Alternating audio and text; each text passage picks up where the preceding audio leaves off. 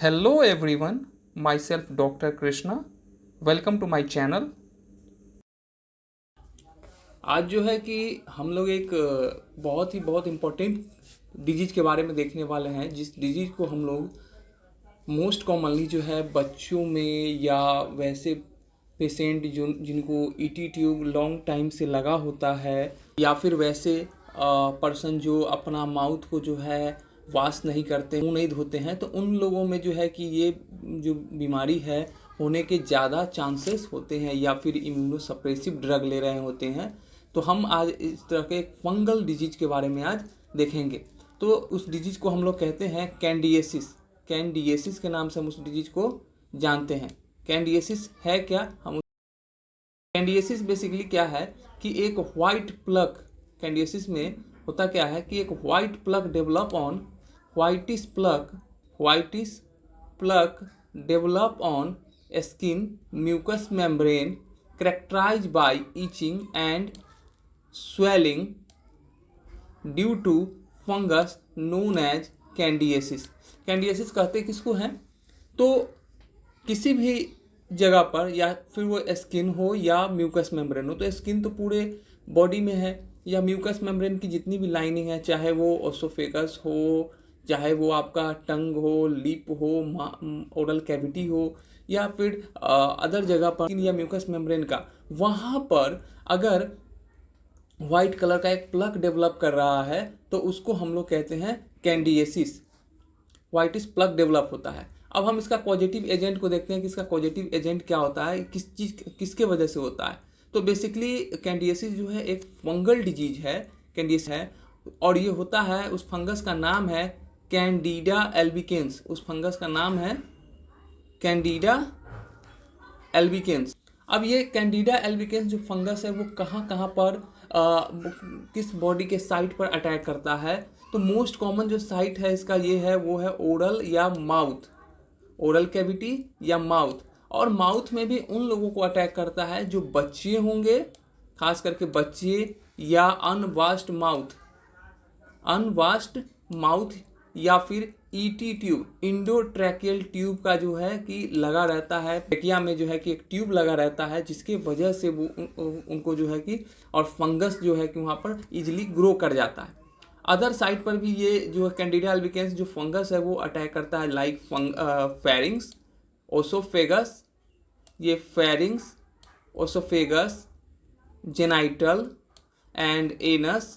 Genital के साथ साथ आपको एनस पे, नेल पे और स्किन पे, तो इन सभी जगहों पर जो है ये कैंडिडा एल्बिकेंस अटैक करता है और वहाँ पर डिजीज प्रोड्यूस करता है। अब हम देखते हैं कि कैंडिडा एल्बिकेंस जो है उसका रिस्क फैक्टर क्या है, यानी कि अगर कैंडिडा एल्बिकेंस होने के लिए किन किन चीज़ों का कारण अगर होगा, या तो ये फंगस जो है मोस्टली अटैक कर सकता है, तो क्या अटैक करेगा।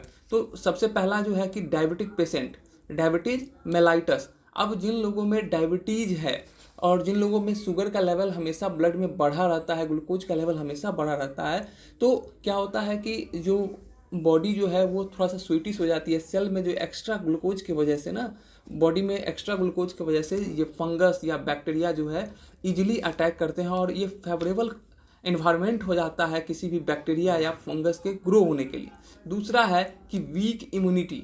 अगर इम्यूनिटी वीक है, अगर किसी का इम्यूनिटी कमज़ोर हो गया है, तो ये फंगस, और चूंकि फंगस का नेचर ही होता है कि वीक टिश्यू पर अटैक करना, वीक सेल पे अटैक करना या डेड सेल पे अटैक करना, तो जिसकी इम्यूनिटी यानी कि हमारा जो डिफेंस मैकेनिज्म है वो बहुत कमज़ोर हो गया है, तो ये इजीली अटैक करेगा।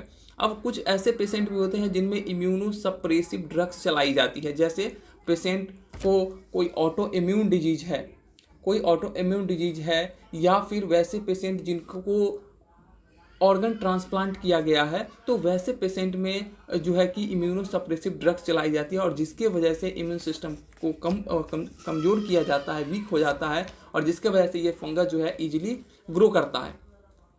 उसके बाद है, अगला है कॉर्टिसोल ड्रग्स। वैसे पेशेंट जो कॉर्टिसोल के ड्रग्स ले रहे हैं उनमें होने के चांसेस रहते हैं। या फिर पेशेंट जो है डैम्प एरिया में रह रहा है, पेशेंट जो है बहुत ज़्यादा डैम्प एरिया में रह रहा है, जैसे बरसात के मौसम में जो ये फंगस का ग्रोथ ज़्यादा होता है।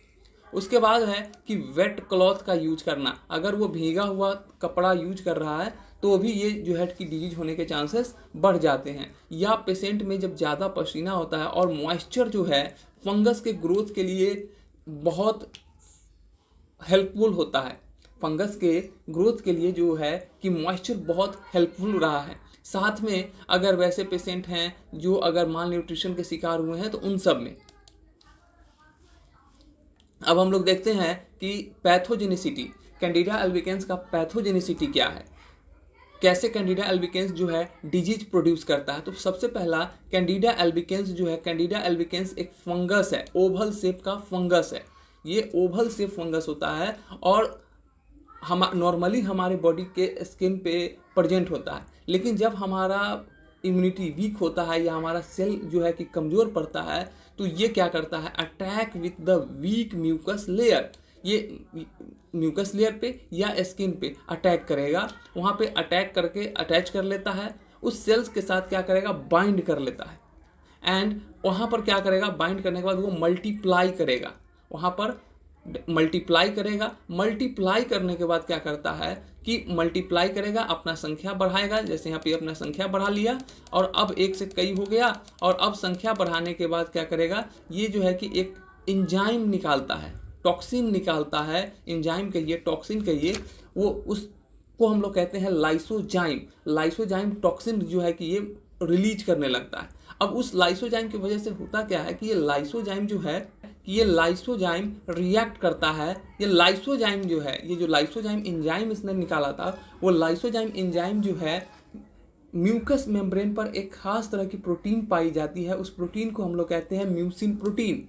उस म्यूसिन प्रोटीन के साथ ये रिएक्ट करता है। म्यूसिन प्रोटीन के साथ रिएक्ट करने के बाद म्यूसिन प्रोटीन जो है, म्यूसिन प्रोटीन में क्या होता है कि म्यूसिन प्रोटीन जो है आपका वो कोगुलेट कर जाता है। म्यूसिन प्रोटीन क्या करता है, कोगुलेट कर जाता है। और म्यूसिन प्रोटीन के कोगुलेट होने की वजह से, और ये जो कोगुलेट हुआ है वो डिपोजिट होगा। अब चूंकि वहाँ पर लाइसोजाइम की वजह से कोगुलेशन हुआ है, दही के जैसे बना है, तो अब यह उसी जगह पर जमा होने लगेगा। अब डिपोजिट होने लगेगा, एक्यूमुलेट होने लगता है म्यूकस मेम्ब्रेन पर, और प्रोड्यूस करता है white colour patches, produce white colour appearances, जिसको हम लोग ल्यूकोप्लाकिया के नाम से भी जानते हैं।